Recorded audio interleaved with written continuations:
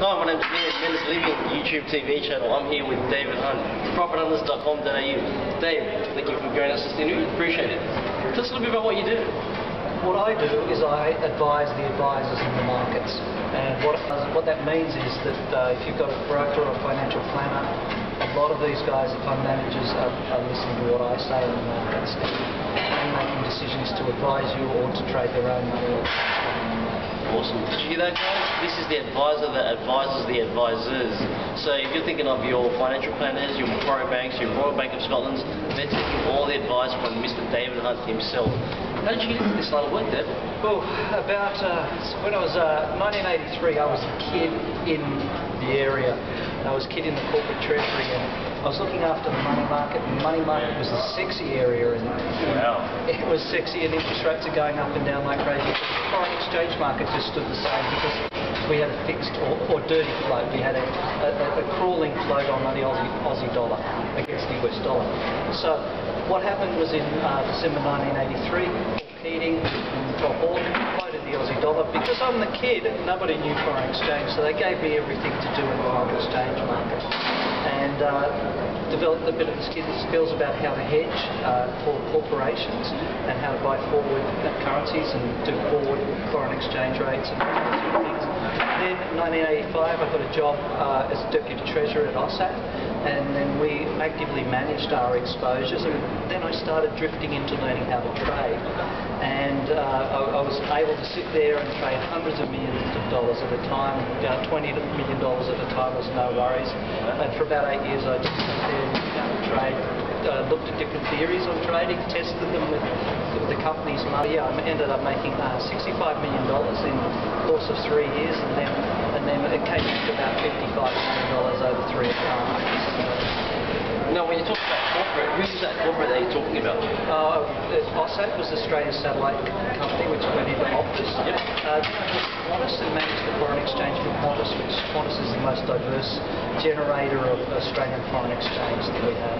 And I also was a proprietary trader of Macquarie Bank for currencies and commodities as well. So I'd sit there and hunt away. Awesome. Wow, there you go. So these days you're spending a lot of time doing... Yeah, advising people what to do and doing my own trading. I was actually talking about David Hunt is on Your Money, Your Call, which airs every week. It airs actually 3 times a week, channel 602. I'm not always on there, but I go on there certainly.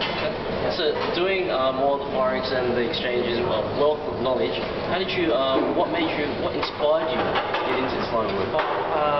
Being from the kid in 1983. Yeah, being from the kid, it was an evolution. Because I'd learned so much, people would say, would you like to come and, I'd like thinking of coming to Australia, would you come down to Australia and you know, can I come down and you arrange some talks? So I started to find the best traders in the world and bring them to Australia. One guy turned 10,000 into 1.1 million. I brought him out 7 or 8 times to Australia to my training and work with me on a rate basis. So I learned a hell of a lot from these guys as well. Where were these guys from? America? Or the America usually, predominantly America. Okay. So what gets you out of bed these days? What motivates you to do what you do? Is it the money? Is it the fame? No, it's one of my big motivations, why I go on Your Money, Your Call, is to try and help the smaller retail investor, the non-professional market, to actually get the knowledge that I have. You know, we were just going through the Financial Review articles. I used to put those in for free in the Financial Review so that people would know where there were turning points. Wow, and people would argue with it, and the more they argued it, the better I thought the turning point was. And I'd go, yes, I'm all right. If they didn't argue, I thought, maybe I'm wrong. So, you know, so between 2008 and 2011, the last one was just on the low, and the last low in the stock market, predicting the low, or at least saying that the low was in place.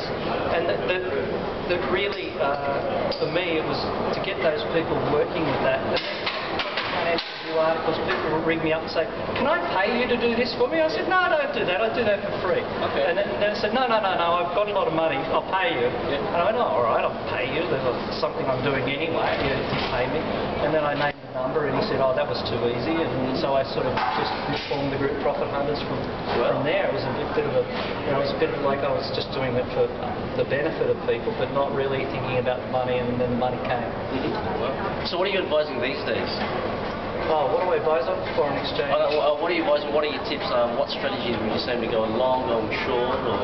Okay, at the moment, what I'm looking for the Australian market is a generational buying opportunity, and it should be by the middle of November that we get long seriously for the Australian market.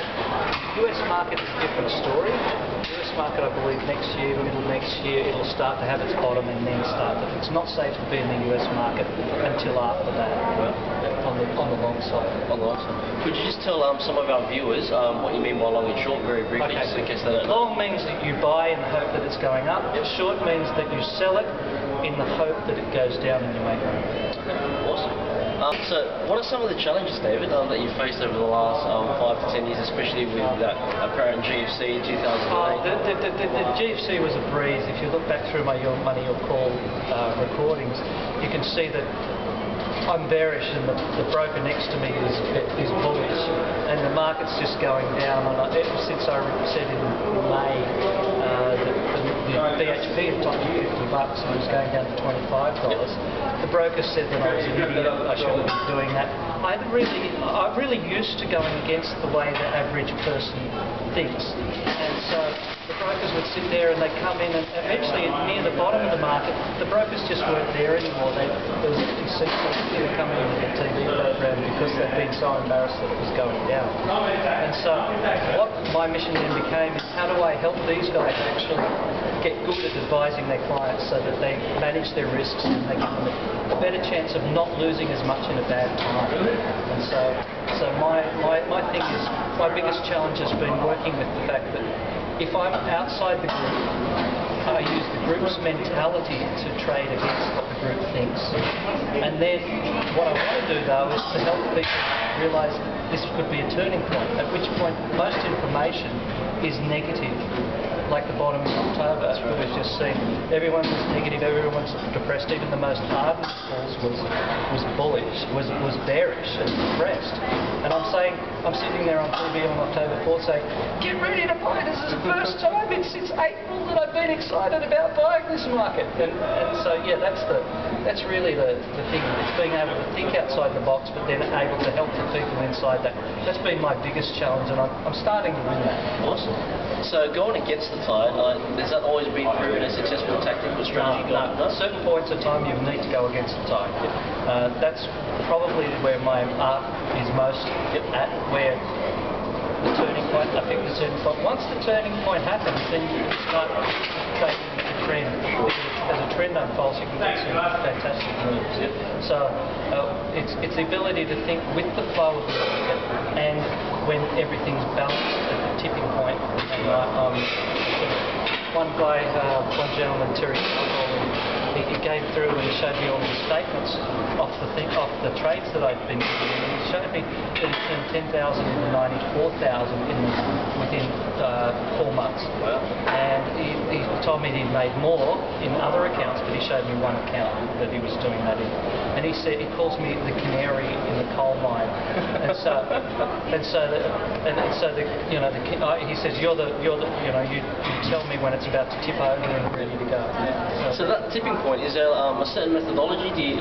What's your innate ability? My innate ability is watching everybody else's psychology, and when they're slashing their wrists or they're excessively euphoric, then I look back and they're at the right time. See, in my forecast for 2011, which I published in late 2010, I picked the week of the 9th of October as the low week for the Dow on this rundown. Right. And so I use long-term cycles. I use the market psychology to confirm those long-term cycles. I also use the price and pattern of the market as well, and how the trend is. So at the moment, the trend had been largely down for Australia, and the American market had been down and broken out of the sideways pattern and failed. So I used pattern analysis for that as well. A lot of the financial planners and a lot of what's going on in the economy right now, they're saying there's sideways movements, double dip recession. What are your thoughts on that? I think at the moment, recession, I don't recession we've been in for 5 years, at the top in 2007, I said we can expect a 5-year bear market in the US market, and for the Australian market to bottom by September, October 2011. So this is my zone. So I'm more bullish than they are. You know, I'm looking for reasons to buy each time it dips. So mental psychology in trading, we know in share trading and Forex, any sort of trading at all, we know that we have to have a strong mental psychology. Wouldn't you agree? Oh yeah, absolutely. The stock market, the foreign exchange market, anything risking money or is actually risking your ego each time you put a trade on. And that is the biggest mind game that you can ever have. Trading is the best personal development course in the world. Yep. It really is important. It really is the way that if you're out of balance, the market will teach you really quickly. It will show you in dollars negative in the bank quickly. Is that what happened in 2008 when we had one of the biggest redistributions of wealth ever in history? Yeah, it was great, wasn't it?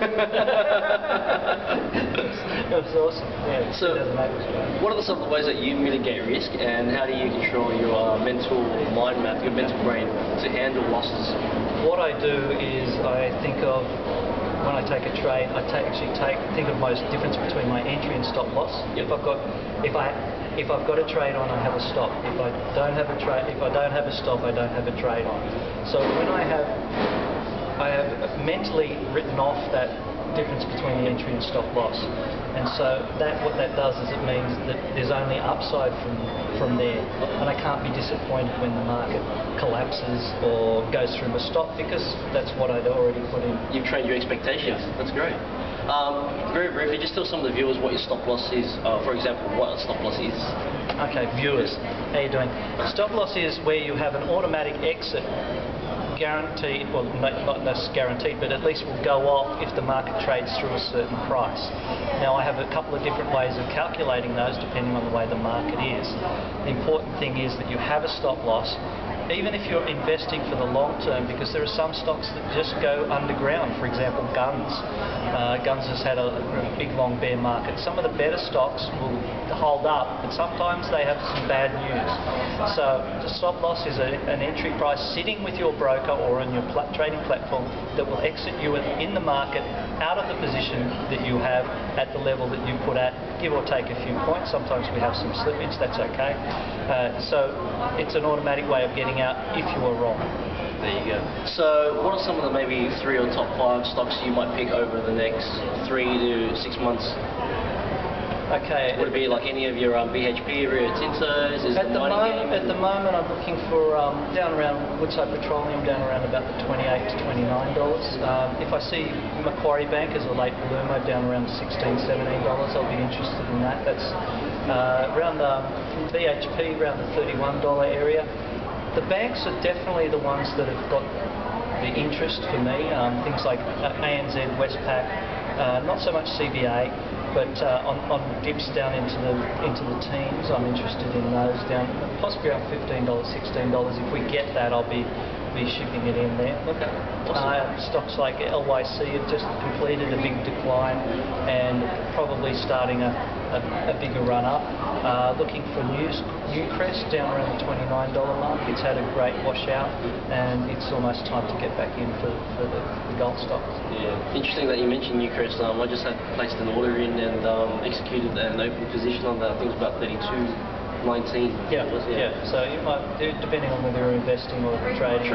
You might see $29. The gold's actually created a 5-way pattern to the downside, which means we're near the end of the first big leg down, and then we'll get a corrective move back up, probably up to around about the 1750 mark in gold. It's not going to fulfill everyone's dreams just yet about going to 5,000 or whatever. David, you seriously do not know what you're talking about. Decades and decades of expertise right here. Check him out at profithunters.com.au. Mr. David Hunt, thank you for your time. Hey, thanks, Lune. Appreciate it. Thank you. Thank you.